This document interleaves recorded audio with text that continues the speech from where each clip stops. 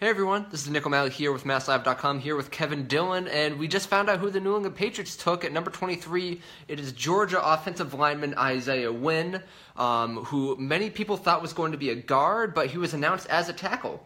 Yeah, I mean, this is the most Patriots thing in the world. They were expected to make fireworks. They could take Lamar Jackson. He's there on the board for them. They didn't trade up. It's going to work out perfectly. And then they take a versatile offensive lineman who can play both tackle and guard to fill a need. So, I mean, important news. He can play left tackle. In college, he actually graded a little bit better, I think, as a left tackle than he did as a guard. Played there last year. Georgia's starting offensive linemen have been, they had a weak left tackle position, so they moved him over from guard to tackle. He did great there. I mean, you saw the Georgia running game last year and passing game. They made it all the way to the college football playoffs. So Wynn was a big part of that. He's only 6'2", so that's why they project him more of as a guard. But he can really play football. He's a guy that can do a lot of really good things on the offensive line. And, I think you can't really knock the pick because, the Patriots got a big need. You can't knock the pick a little bit because there are some better graded players up. Like I don't think I saw first off, I didn't see a single mock draft expecting the Patriots to take Isaiah Wynn. So everyone lost there. No one got this right. Isaiah Wynn, I didn't exactly see him as a first rounder. Could he have been available at 31? Maybe. Because there are very talented players still available. There's still Harold Landry. There's still Calvin Ridley, probably the best receiver in the draft. There's still Lamar Jackson. There was a lot of talent available. So apparently the Patriots really like this guy, and apparently they saw something in him as a left tackle. And there are some question marks about whether he can play left tackle. Now, I haven't looked at him that much as a left tackle, so he could easily just step in and go, oh yeah, Isaiah Wynn can play left tackle, and the Patriots slam dunk this pick. It's entirely possible.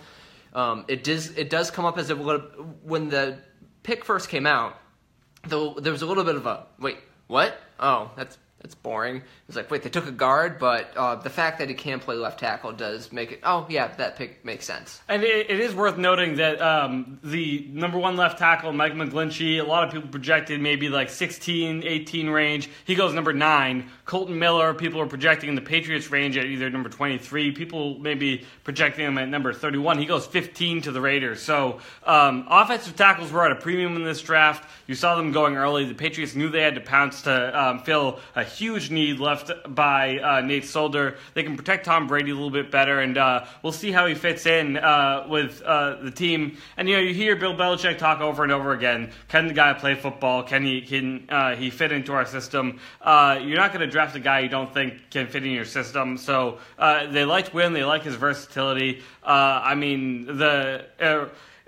Right now, it's a little bit of a letdown because it's, you see Lamar Jackson waiting there in the green room. But, they got a big need. It's number 23 overall. They still got number 31 overall.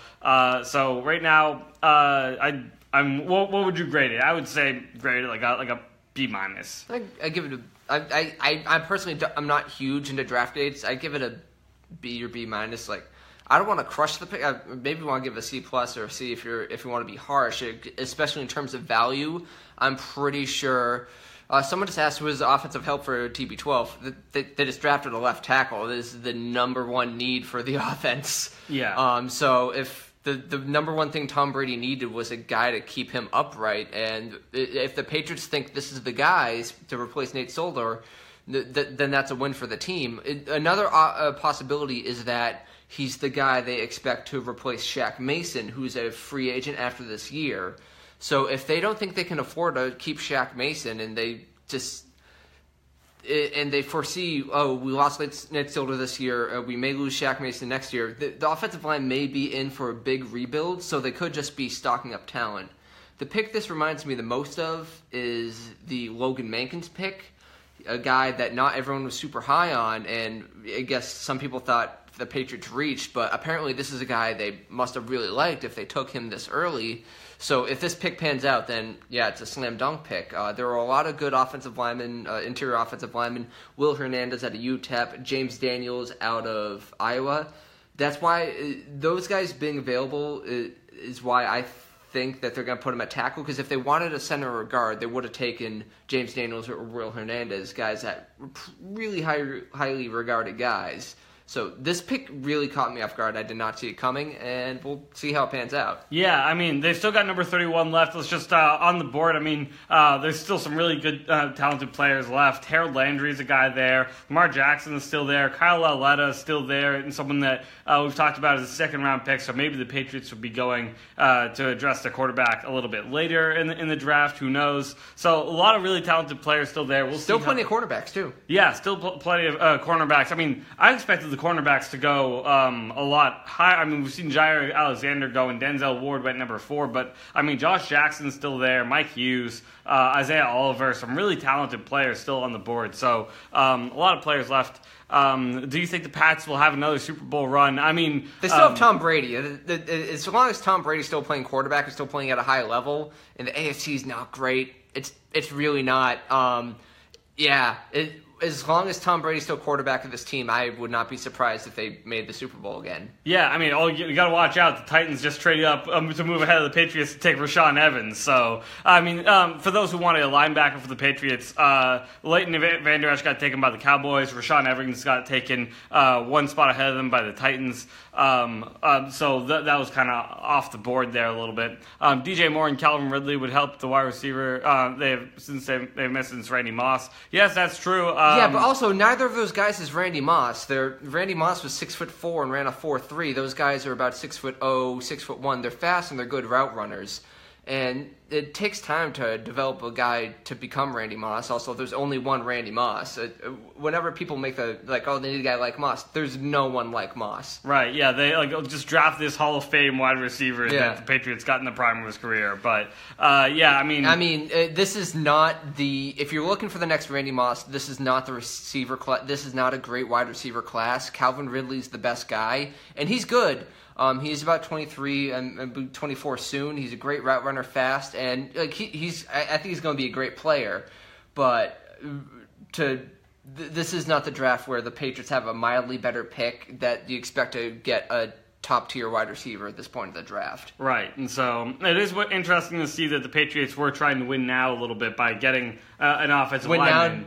Win for win? Yeah, exactly. It's a double win right there. As you're not drafting Lamar Jackson there because Lamar Jackson's a pick for the future. You're drafting Isaiah Wynn, who's a pick to fill the direct need that you need right now. Yeah. And so, it shows the Patriots are committed to this year and working with Tom Brady instead of preparing for life without Tom Brady. So, yeah, I mean, the offensive line is a need that never goes away, and we've seen what happened in the 2015 season when the offensive line doesn't have depth and they get injuries, and Tom Brady just absolutely destroyed by, a Denver team that just added Bradley freaking Chubb. Yeah. So, they really need to protect Tom Brady, and if Isaiah Wynn pans out as a tackle guard anywhere on the offensive line, then this is a great pick. If he doesn't, then it'll probably pan. This is a guy that was extremely effective at Georgia. At worst, I think he's going to be a good guard who could replace Shaq Mason next year. So I think this is a high floor pick. I don't think it has as high of a ceiling as many people think. As a guy who's like 6'2", not many of those guys pan out to be elite left tackles. Those guys tend to be 6'6" physical specimens that are 310 pounds and move like the guys that size shouldn't move. Yeah. So again, let's see. How about Mike Hughes at 31? Since we have no one opposite Gilmore, I mean, you do have Jason McCourty opposite Gilmore, and you do have Eric Rowe who can play on the outside. But Mike Hughes would be an interesting pick there. Mike Hughes. I really like Josh Jackson. I would not be surprised if the Patriots took him. Yeah. Do you think Garoppolo will make his team have a playoff run this season? I think there's a decent chance. I mean, they just got Mike McGlinchey to help him out.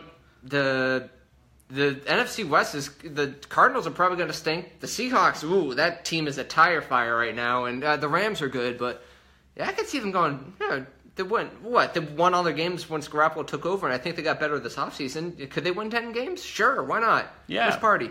We need a good backup QB. Brady doesn't have much longer left. That's a good point. Yeah, I think that's coming up soon, whether it's Lamar Jackson or Mason Rudolph, or Kyle Lauletta, or Luke Falk or Mike White down the line. We'll just undraft a free agent, take some random dude and then turn him into Tom Brady, because it's really easy to do that. I'm really looking... it's going to be really funny if the Patriots do take a guy in like the 6th round, and no matter who it is, it's the next Tom Brady because he's a 6th rounder. It's Chad Kanoff, man. It's Chad Kanoff, Princeton quarterback. You heard it here first. So it's going to be Kurt Benkert. Oh, it's not going to be Kurt Benkert. I can assure you that. But all right, so let's see. We need to get back in the draft room. Get back with coverage. Make sure to check out Kevin Duffy is currently writing his analysis of the pick. So to get more information on him, make sure to check out Kevin Duffy's post, and we'll check back in pretty soon with pick 31 coming up. Yep. If they don't trade down. Oh, they're definitely trading down. All right. Thanks, folks, and we'll check back in soon.